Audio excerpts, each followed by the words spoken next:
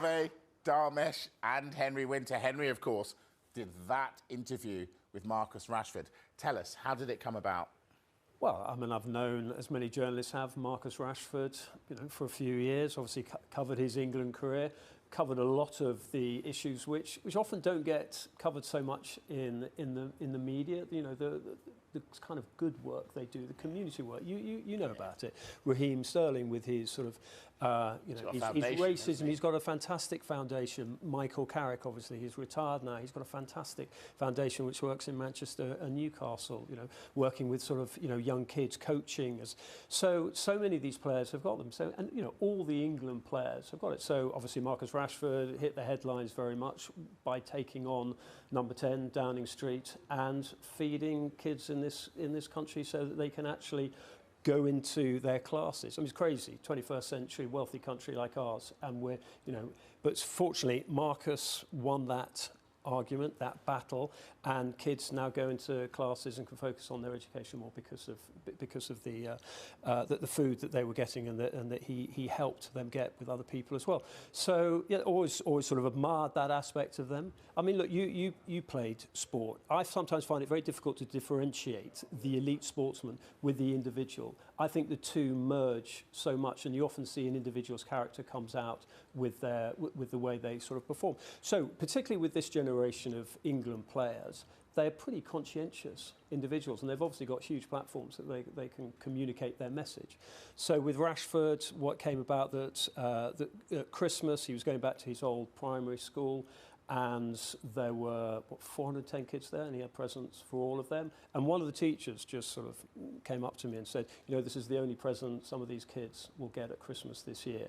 And that, is shocking and sad, and fair play to Marcus Rashford. The flip side of that, of course, is that he will be judged mainly on goals, on assists, on his contribution on the pitch. And if you talk to Manchester United players, and I was at Fulham yesterday, and Ruben Amorim is clearly unimpressed with what he perceives as a lack of effort in training. Rashford, I think himself would say that he's working hard in training. I gather you've got an update from the Rashford camp on this situation, haven't you? Is that right? Just my understanding is that he is training hard, but I think the understanding also and the direction of travel for the last sort of few months has been that Rashford, for tactical reasons and financial reasons, he needs to move on. Tactically, he doesn't fit into the tactical template the Ruben Amorim has of 3-4-2-1. You were talking about Garnacho earlier. Where does Rashford fit in that? He's not a natural number 10. He can play as the 9, but really he doesn't hold the ball up necessarily as Amorim wants. So for tactical reasons, also our old friend PSR and financial reasons, Marcus Rashford is on a lot of money there. And for Amorim to invest in the squad as he wants to bring in the type of players that fit 3-4-2-1, they need to move some players out. So, Carve, we touched on this in 5 o'clock. Do you see Rashford getting out of United before February 3rd's deadline? Well, if the move is right for him, yeah, I can see it happening. But if it's not right for him, then he's well within his rights to stay at Old Trafford. Because 18 months ago, he signed a new contract. That was a new contract that was offered to him, and it doesn't run out till the summer of 2028. So he's well within his rights to stay where he is. My personal feeling is that there will be more options for him opening up the closer we get to the deadline. Because I would imagine Manchester United are saying to clubs who are interested in taking him at the moment, you're going to have to pay pretty much nearly all his wages. Whereas perhaps if we get closer to the deadline, they may lower those demands, and then more potential moves could come into play. That's what we've seen happen in the past with players. Is there enough time, Darmesh? I just wanted to ask Henry a question, actually, because you did that interview, I think it's December the 17th, so it's 2 weeks before the window opens. So when you're hearing him say, I want a new challenge, is the first thing that's coming into your head that there must be a club there that's already lined up? Because to do that interview and say that he wants to leave, and we're now a week away from the window closing and he still hasn't got a club.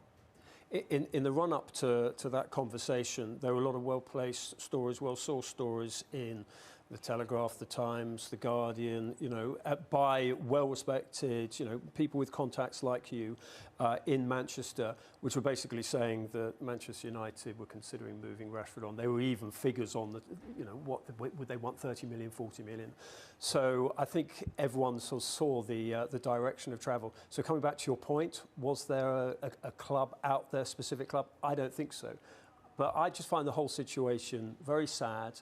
And I think that one of the things that Rashford was very keen on was that he would go out through the front door with his head held high, because clearly he's going to leave. I would be surprised if he said he in this window. Yeah, he has to leave, because you look at the situation. I mean, at Craven Cottage last night, Ruben Amorim, he clearly doesn't, you know, have any involvement in his plans going forward.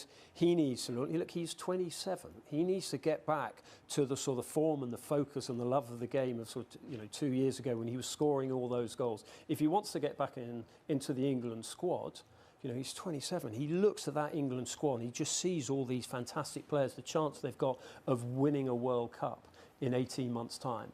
To do that, he needs to be playing, and he's not going to be playing for tactical reasons, for financial reasons, for whatever it is. Amorim clearly doesn't see him as part of his plans. He needs to move on. He needs to move on soon, get back playing again and showing what a good player he is. And the point Carve made about the later in the window you go, and the more of these comments that Ruben Amorim makes, puts United's position slightly weaker if they want to offload Marcus Rashford. So whereas Carve was saying at the start of the window, right, United, you can pay all the wages, it's clearly not going to happen. A club is not going to be able to do that. But what they did last year, this time last year with Sancho, when he went to Dortmund, they actually ended up making a profit on Sancho's wages, because as much as people will think it's not a great look for Manchester United to be paying any part of Rashford's wages if he goes, they did the same with Sancho. They might have paid half of his wages to go to Dortmund, but the better that Sancho did and the better Dortmund did, the percentage that United paid came down to the point where they actually made a profit on it. Is that something they can do with Rashford? The difference is half of Marcus Rashford's wages compared to half of Jadon Sancho's wages is still a big gap. That's the issue. I mean, we often turn these things into pantomimes, you know, and sort of we've got two characters and we build them up, and one's whacking each other over the head, and is Marcus Rashford going to respond to the 63-year-old goalkeeper potentially taking his place and all that? Well, he's probably got more chance of playing, as Amorim was alluding to last night. I think we should have a grown-up conversation, and I hope they are, because they're two intelligent people, Marcus Rashford on one side and Ruben Amorim on the other, and they should just shake hands and move on.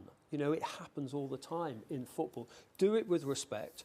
Marcus Rashford has to be aware of his legacy at Manchester United, which should be greater than it is. But it's eroding by every comment from Ruben Amorim. And he needs to move on, and with an opportunity at some point to say to the Manchester United fans, because he is a Manchester United fan, and say, I've loved playing for this club. I'm sorry it didn't work out over the last 18 months for whatever reasons, but I genuinely wish you all the best, which I think he does. But he needs to restart his career elsewhere. And you've got a brilliant head coach in Ruben Amorim, who Manchester United and the powers that be upstairs, Ratcliffe, are backing 100%, as they should do. And Ruben Amorim will be at Manchester United longer than Marcus Rashford. So make the break soon. That's a good point. Rashford, though, Carve, given what Ruben Amorim said yesterday, that he'd rather play a 63-year-old goalkeeping coach than Rashford, is he done at Manchester United? I mean, judging by what his manager says, you'd find it very difficult to imagine a scenario where he plays for Ruben Amorim again. But having said that, 18 months ago, he signed a new contract at United. It doesn't run out till the summer of 2028. So unless United or his representatives find a new club for him before deadline day next week, then he'll be staying at United. And then Ruben Amorim will have a decision to make, whether to freeze him out or to reintegrate him into his first team squad. For what it's worth, my own personal opinion is that on his day, Marcus Rashford is still a brilliant footballer. Let's not forget, a couple of seasons ago, he scored more than 30 goals for United. He's not played for ages, though, Carve. We don't know what his day's like anymore. Well, I think we do. We still remember how good he was. OK, there are some issues at the moment in his relationship with Ruben Amorim. But as a football fan and as a fan of Marcus Rashford, you'll be hoping that, yes, better days lie ahead for him. And if it's not going to be at United, it'll be somewhere else. What is interesting is that Henry Winter did that interview with Marcus Rashford. Henry's going to be on the show a bit later on. That was on December the 17th. That's 2 weeks before the transfer window opens. So if you're doing an interview then and saying that I need a new challenge, I need the next steps in my career, I think the growing feeling then was, right, something's lined up for Marcus Rashford to leave Manchester United. There must be a club who are going to take him. But day 27 in this transfer window, he's still at Manchester United. The question maybe to ask is, has Rashford maybe overestimated the market that was in for him, potentially? Maybe, because he's still at United. You had AC Milan who were interested in him at the start of the window. They've now signed Kyle Walker. They can't actually sign Rashford now because of the non-EU player rule that they've got in Serie A. Borussia Dortmund have shown an interest throughout this transfer window. The finances simply don't work. Carve mentioned it there about Barcelona. Yes, he wants to go there, but all of the financial implications with that club makes it very, very difficult to do. So, as it stands, day 27, as I say, he's still at United, and it doesn't look like he's any closer to finding that club. And Carve made a really good point there, because if come 11 p.m. on February the 3rd, he's still at United, there's going to have to be some sort of reintegration into the first team squad, because if in the long term he is not part of Amorim's plans, they need to raise his market value by the summer. So he has to be playing, ideally at a European club, if not for Manchester United, and playing regularly and scoring goals. We put that to Shay. Reintegration. Can that happen, given that your manager has publicly humiliated you? I think it feels from the outside, obviously looking in, that Ruben's come in and he's had to make a bit of a statement towards Marcus, and not in a bad way. He said if he trains properly, if his lifestyle's proper, if he does everything right, he'll actually be in the squad. I don't think he's ever once said, I don't want him part of the team or part of the squad. But if he's having a bad attitude, which we feel that's the word coming out of Manchester United, and he's not training to the standard that Ruben wants him at, then I think it's actually quite refreshing that a Man United manager's come in. He's been brutally honest with everyone. Maybe people will say too honest at times, but at the same time, I think every single player knows where he stands in.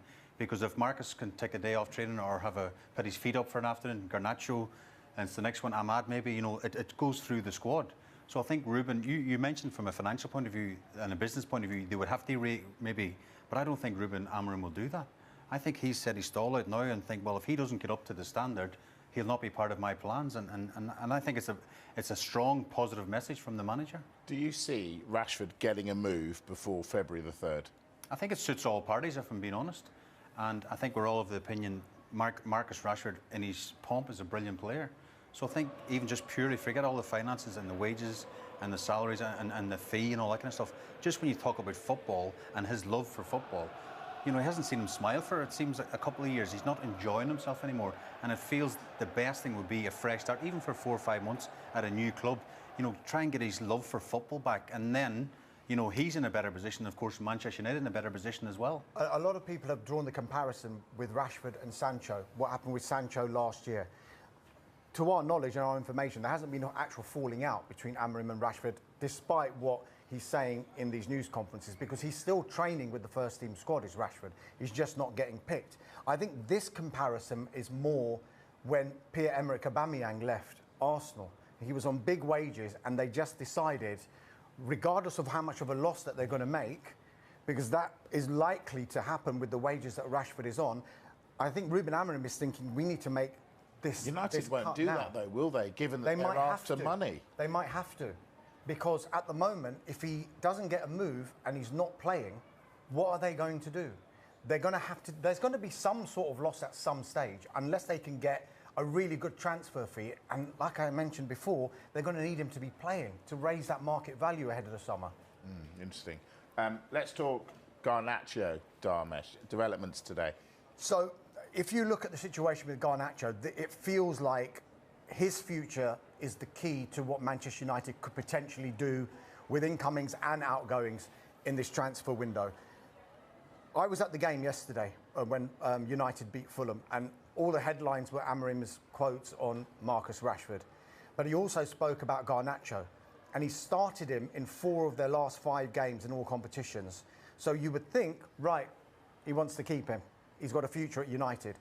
United don't want to sell him, but Ruben Amorim says that anything can happen. He hasn't ruled out Garnacho leaving in this transfer window.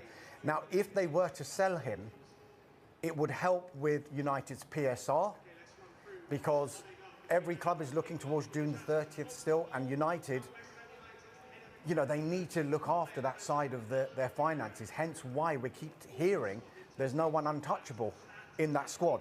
And if they do manage to do that, not only will it help with PSR, but it would help with potentially getting in players in this transfer window to start this rebuild that Amorim's trying to do. Napoli have made a bid, that's been rejected. I think they want to find some sort of compromise between what United want and what they're prepared to pay. And also Chelsea are interested as well. They're yet to come in with a formal bid, but they're, as Carve, I'm sure will be able to explain, they're just lurking around in the background for Garnacho. Tell us. Lurking. Yeah. Well, look, I think everybody knows that Chelsea have a player trading model, and they are interested in Garnacho. Normally a player of his age and of his quality, Manchester United wouldn't even think about selling him. But if he becomes available at the right price and the terms of the deal suit Chelsea, I think Chelsea would definitely make a move for him. But I think it would also depend on players leaving Chelsea as well. So I could see it happening, but I think people have sort of jumped ahead of the story, really. I know there have been some reports that Chelsea have made offers for the player. As far as we're aware, they haven't made any offers, but there are very good relations between Chelsea and Manchester United at the highest level. So it's definitely a possibility and something that could happen, especially if he decides that he'd rather stay in the Premier League rather than moving to Italy. Could a possible move to Chelsea depend on what happens to Nkunku? I think what happens to Nkunku depends a lot on what happens at Bayern Munich with Matisse Tel, the young French player they've got there.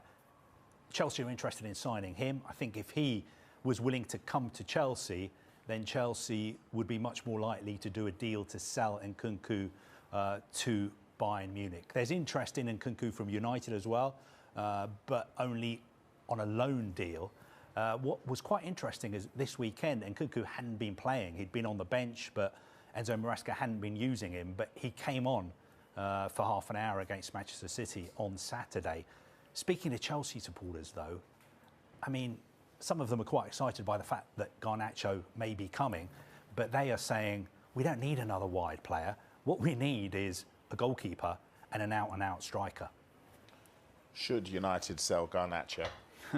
And should Chelsea buy a new goalkeeper? Stupid. I think Chelsea have 9 goalkeepers. How many goalkeepers do they need? I'm trying to stay in the goalkeepers union here. I mean, Robert Sanchez had a poor couple of weeks, and that was highlighted again at the weekend. He just needs to get his confidence back, I think. I know Jorgensen's pushing him hard as well behind him, so they have options in the goalkeeping department. Garnacho, it's a tricky one because a bit like, I don't know, the likes of Newcastle having to sell Anderson, you know, the clubs, the way the rules and the laws are set up, it's not what the fans want, I don't think, because you haven't to sell your best. Cole Palmer at Man City, for example, you know, the fans want to see local. I know Garnacho's not local, but people coming through the academy representing the first team. But with the way the PSR is and the financial fair play, these are the most profitable assets they can sell, because if they sell Garnacho, I don't know what the fee is, lads, but 50 or 60 million, then Ruben can reinvest that in the squad. I don't know. I mean, I think he burst onto the scene a little bit and then he's sort of gone off the ball and then he's come back up again. But I think with young players that happens. You get a bit of a trajectory up and down. He's a very good player, but again, if Ruben Amorim gets maybe 60 million for him or something along them lines, he might think I can get, you know, a left wing back perhaps and a striker for the same kind of money, because he needs to, there's no getting away from it, he needs to freshen up that squad. Just very quickly, Napoli are expected to resume talks with United over Garnacho. And what Carve was saying about Nkunku, it would clearly be easier if United are dealing with Chelsea with Garnacho to try and get a deal done for Nkunku. But I don't think it would be ruled out if United sold Garnacho to Napoli. They'd still be interested in trying to get Nkunku in on loan. I think when you look at how Ruben Amorim plays and his formation, everyone's saying Garnacho's not a wing back and he's not a 10, whereas Nkunku could probably fit in to that, into one of the two number 10 roles. So when you look at it like that, it could work, but I mean, there's so many different factors that would have to come together for those deals to go through. Speaking of fitting in, will Dorgu fit in at United? So, as I mentioned before, Garnacho being key to a lot of potential deals, PSR-wise, but also trying to bring players in. Bringing in money for Garnacho would clearly help them negotiate further with Lecce for Patrick Dorgu, the left wing-back, which has become a real problematic position for United. Luke Shaw hasn't been able to be fit. Tyrell Malacia was out for like 18 months before he came back. So I think there's a gap in valuation between the two clubs. The Lecce president is playing the game. We don't want to sell Dorgu, but I think United are seeing that as maybe a negotiating tactic and maybe brinkmanship, who's going to blink first. But United will not overpay. So they're being very, very careful about how they want to spend their money, and they will have a valuation for Dorgu. Now, there's an alternative if they don't manage to agree a deal with Lecce for Dorgu, and that is Alvaro Fernandez Carreras. Now, he was at Manchester United. He went on loan to Benfica. Benfica had the option to make it permanent, which they did because he impressed. But United inserted a buyback clause in that for around 18 million euros, which is around 15 million pounds. So they could exercise that buyback clause to try and bring in Fernandez Carreras if Dorgu doesn't work. Now, if they sign either Dorgu or... Yeah. I know. That's where we are now. That's where we are. If they sign one of those two, then I think they will allow Tyrell Malacia to maybe go out on loan to get more regular first-team football. So... Okay, clear right. as mud.